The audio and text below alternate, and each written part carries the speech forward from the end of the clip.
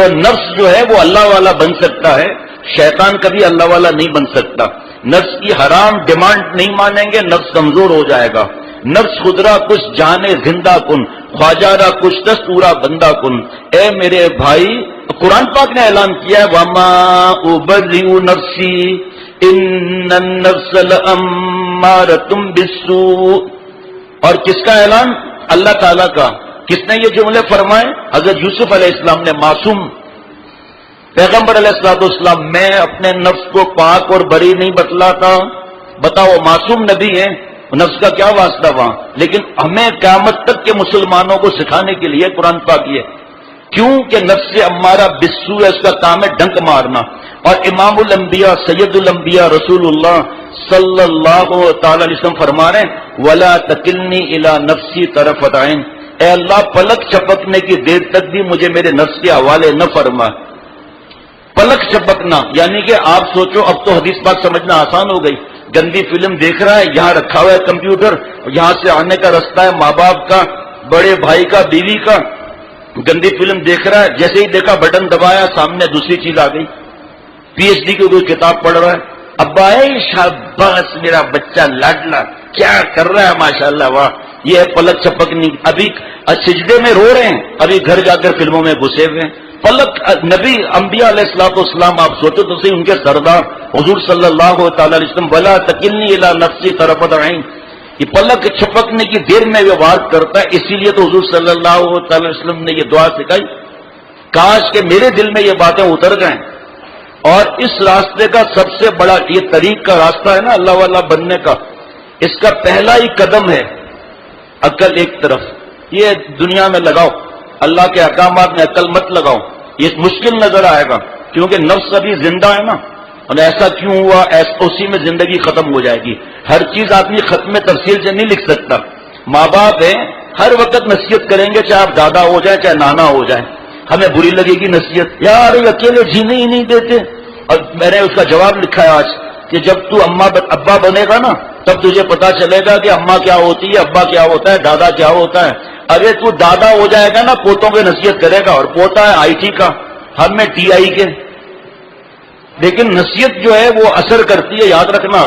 ایسے ہی چھوڑ دو یار، چھوڑے یار ان بوڑھے، ان کی کیا نصیحت ہے، اماں کو کیا۔ اور پھر اماں بھی پڑھی لکھی ہو، ڈگریوں والی ہو، تو اس کو چکر میں تو اماں کے تیرے چکر میں تو آ ہی نہیں سکتی کہ تو کیا کر رہا ہے کیا نہیں کر رہا ہے۔ اس لیے ماں باپ جو نصیحت کریں، شریعت اور سنت کی دونوں کانوں سے سن کر دل میں اتار دیا۔ گناہ کی آپ کو سمجھ میں نہیں آ رہا اور آپ کو یہ بات غلط لگ رہی ہے، ان سے بحث مت کرو، دل میں برے خیالات مت پکاؤ، بیچارے ماں باپ ہیں۔ اب میں ہوں نا، الحمدللہ دادا بھی ہوں، نانا بھی ہوں نا، بابا آج بھی نصیحت کرتے ہیں۔ بابا کی طبیعت تو ناساز ہے، گھر میں ہے، اللہ کرے سلامت رہے ہمارے سر پر، یہ اللہ ان کی عمر میں صحت میں برکت دے جو ہمیں بولنے والا، ورنہ ہم تو کھلے سانڈ ہو جائیں گے۔ اس سے جھٹکا لگتا ہے نفس پر۔ یہ کون ہوتے ہیں ہم کو نصیحت کرنے والے؟ ان کو کیا معلوم پی ایچ ڈی کیا ہے؟ پی ایچ ڈی کا نہیں معلوم، لیکن بھلائی اور خیر اور شر کا تو پتا ہے نا۔ بیٹا ایسا نہ کر، بیٹا ایسا، اب وہ میں اتنا بڑا ہو گیا اور مجھے نصیحت کر رہے۔ بڑا ہوا کیسے ہم اور آپ؟ انہی کے ہاتھوں میں بڑے ہوئے نا، انہوں نے تو ہمارے پیشاب پخانہ صاف کیا نا، انہوں نے تو ہمیں انگلی پڑھ کر چلنا سکھایا نا، انہوں نے تو ہمیں اسکول میں داخل کیا نا، کالج میں داخل کیا۔ آج ہمیں وہ اچھے ہی نہیں لگ رہے۔ یہ بھی نفس کی غلامی ہے۔ جو اللہ والا یا اللہ والے کا غلام جو نصیحت کرے گا نا، آپ دیکھیں گے قرآن پاک، حدیث پاک، صحابہ رضوان اللہ علیہ مجمعین، اور جن اللہ کے پیاروں نے ان کے اوپر عمل کیا، ان کی باتوں پر، اس کے علاوہ وہ کوئی نصیحت نہیں ملے گی۔ جب شیخ کی نصیحت سمجھ میں نہیں آئے گی، ماں باپ کی کہاں سے سمجھ میں آ جائے گی؟ اس لیے عقل نہیں لڑانی ہے۔ حضور صلی اللہ تعالی وسلم فرما رہے ہیں کہ بڑے بوڑھوں کے ساتھ رہو، جالس القبراء، یہی ہے نا؟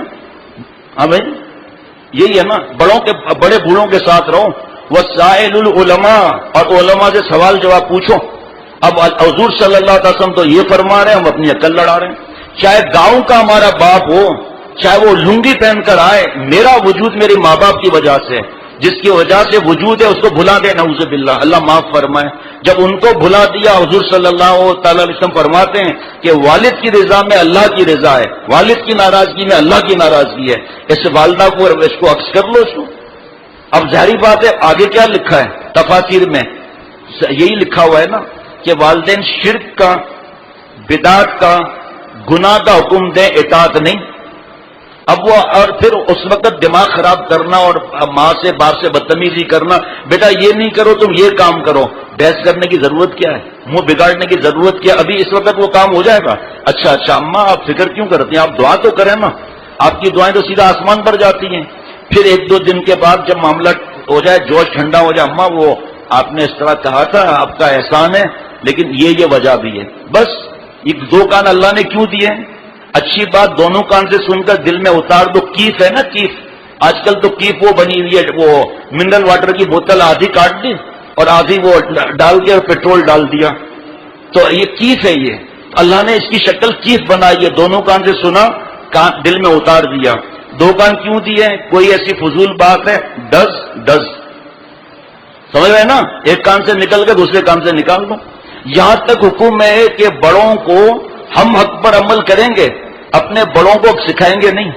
خدا نہ خواستہ انہوں نے کوئی جملہ ایسا کہہ دیا، ان کا تو ایمان ہی چلا جائے گا. تو آپ کو پریشان ہونے کی ضرورت کیا ہے؟